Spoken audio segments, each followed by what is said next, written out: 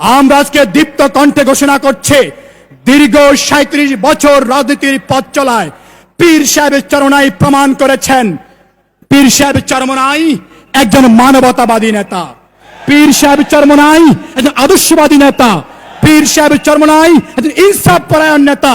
যদি আমরা পীর সাহেব চরমনাইকে সংসদে পাঠাতে পারি, আমরা বিশ্বাস করি বাংলাদেশে গরিবের সরকার প্রতিষ্ঠা হবে, মানুষ তার ন্যায্য অধিকার পাবে, মানুষ যে আশা এবং আকাঙ্ক্ষা নিয়ে দেশকে স্বাধীন করেছে সেই লক্ষ্য পূরণ হবে। প্রিয় ভাইরা আমার, লড়াই শুরু হয়েছে মাত্র, লড়াই চলবে।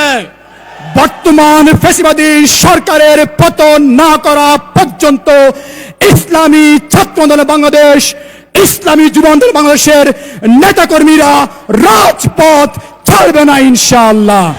আসসালামু আলাইকুম ওয়া রাহমাতুল্লাহি ওয়া বারাকাতুহু। আউযু বিল্লাহি মিনাশ শাইতানির রাজিম।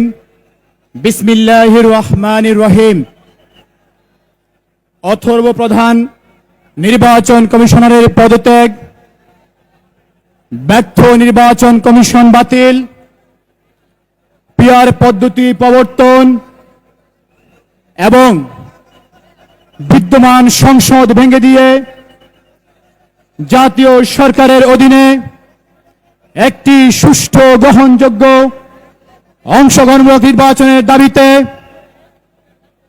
আজকের এই বিশাল ছাত্র যুব সমাবেশের সংগ্রামী সভাপতি, ইসলামী যুব আন্দোলন বাংলাদেশের সংগ্রামী কেন্দ্রীয় সভাপতি, সমাবেশ বাস্তবায়ন কমিটির সংগ্রামী আহ্বায়ক, সংগ্রামী যুবনেতা মাওলানা মোহাম্মদ নেসার উদ্দিন, সারা দেশ থেকে আগত আগামী দিনের স্বপ্নিল আদর্শিক বাংলাদেশ গড়ার পথই ইসলামী ছাত্র আন্দোলন বাংলাদেশ এবং ইসলামী যুব আন্দোলন বাংলাদেশের নেতাকর্মী বৃন্দ, আজকের প্রোগ্রামের আজকের এই বিশাল সমাবেশে দেশ ও জাতির উদ্দেশ্যে গুরুত্বপূর্ণ ভাষণ রাখবেন ইসলামী আন্দোলন বাংলাদেশের সংগ্রামী আমির, এদেশের গণমানুষের ধর্মীয় রাজনৈতিক নেতা, ইসলামী আন্দোলন বাংলাদেশের সংগ্রামী আমির মুফতি সৈয়দ মোহাম্মদ রেজাউল করিম পীর সাহেব চরমনাই।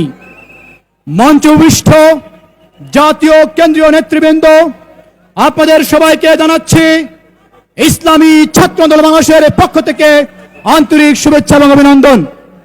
সংগ্রামী ভাইরা আমার, আপনারা জানেন বাংলার মানুষ রক্ত দিয়ে জীবন দিয়ে দেশকে স্বাধীন করেছিল। এদেশের মানুষ ভেবেছিল বাংলাদেশ একটি সুখী সমৃদ্ধশীল রাষ্ট্র হিসেবে গোটা বিশ্বে মাথা উঁচু করে দাঁড়াতে পারবে। কিন্তু আমরা আজকে লক্ষ্য করছি বর্তমান সরকারের দীর্ঘ 15 বছরের দুঃশাসনে বাংলাদেশের রাষ্ট্রের সাথে সম্পৃক্ত প্রত্যেকটি রাষ্ট্রীয় প্রতিষ্ঠানের মাজা বর্তমান সরকার এমনভাবে ভেঙে দিয়েছে, বর্তমান বাংলাদেশের কোন রাষ্ট্রীয় প্রতিষ্ঠান মাজা সোজা করে দাঁড়াতে পারে না। বাংলাদেশের রাষ্ট্রীয় প্রতিষ্ঠানের মধ্যে একটি গুরুত্বপূর্ণ রাষ্ট্রীয় প্রতিষ্ঠান হয়েছে নির্বাচন কমিশন, যার দায়িত্ব রয়েছে একটি স্বচ্ছ সুন্দর গ্রহণযোগ্য নির্বাচন আয়োজন করা। কিন্তু বর্তমান নির্বাচন কমিশন দায়িত্বে আসীন হওয়ার পর থেকে আমরা লক্ষ্য করছি এদেরকে বাংলাদেশের নির্বাচন কমিশন বলা যায় না, বরং আমরা দেখছি এরা আওয়ামী লীগের সেবাদাসে পরিণত হয়েছে। এরা বর্তমান শাসক গোষ্ঠীর পকেট কমিশনে রূপান্তরিত হয়েছে। এই জন্য বাংলার মুক্তিকামী মানুষের নেতা পীর সাহেব চরমনাই বলেছেন ব্যর্থ নির্বাচন কমিশন বাতিল করতে হবে। আমরা আজকে লক্ষ্য করছি বাংলাদেশের জাতীয় সংসদগুলোতে যারা আজকে পরিণত করছে, এরা বেশিরভাগ যারা সংখ্যায় বড় দল তারা পরিণত করছে। কিন্তু বাংলাদেশে অসংখ্য মানুষ রয়েছে বিভিন্ন আদর্শ এবং মতাদর্শ তারা অনুসরণ করে, কিন্তু সংসদে তাদের কোনো প্রতিনিধিত্ব থাকে না। যার ফলে যখন যে সরকার ক্ষমতায় যায় তখন সেই সংসদকে আমরা কখনো অংশগ্রহণমূলক সংসদ বলতে পারি না, তখন সেটা একটি দলীয় সংসদে পরিণত হয়ে যায়। যার কারণে সংসদ থেকে যতগুলো সিদ্ধান্ত গ্রহণ করা হয় সেই সিদ্ধান্তগুলো দেশের পক্ষে মানবতার পক্ষে যায় না, বরং সরকারের যে সরকার ক্ষমতায় থাকে সেই সরকারের পক্ষে যায়। যার কারণে ইসলামী আন্দোলনের সংগ্রামী আমির বলেছেন, শুধুমাত্র এভাবে সংসদ নির্বাচন করলে হবে না, সংখ্যানুপাতিক প্রতিনিধিত্বের মাধ্যমে আগামীতে জাতীয় সংসদে সংখ্যানুপাতিক পদ্ধতির মাধ্যমে সংসদ সদস্য পাঠাতে হবে।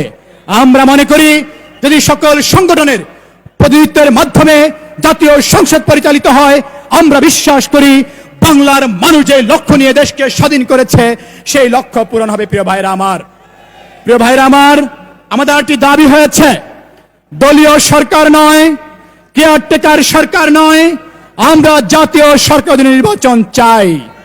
অনেক ভাই না বুঝে তারা প্রশ্ন তোলে, আমাদের কথা পরিষ্কার বুঝতে হবে। আমরা বলেছি বিদ্যমান সংসদ ভেঙে দিতে হবে এবং বাংলাদেশের নিবন্ধিত প্রত্যেকটি রাজনৈতিক দলের প্রতিনিধিত্বের অংশগ্রহণের মধ্য দিয়ে জাতীয় সরকার গঠন করতে হবে এবং যারা বর্তমান সংসদ সদস্য, যারা মন্ত্রী পরিষদের রয়েছে, ভবিষ্যতে যারা সংসদ নির্বাচন করবে না তাদেরকে এই জায়গায় স্থান দিতে হবে। আমরা মনে করি বাংলাদেশের রাজনীতিতে আগুন জ্বলছে, বাংলাদেশের রাজনীতি অস্থিরতা চলছে, এর সমাধান করতে হলে জাতীয় সরকারের অধীনে গ্রহণযোগ্য নির্বাচন আয়োজন করতে হবে। প্রিয় ভাইরা আমার, আজকে আমার বাংলাদেশের মানুষ ভালো নেই, আজকে ব্যাংকের টাকা নেই, আজকে বাংলাদেশের মানুষের রক্ত চুষা টাকা দিয়ে বিদেশে বেগমপুরা তৈরি করা হয়, বাংলাদেশের মানুষ আমরা এটা সহ্য করতে পারি না।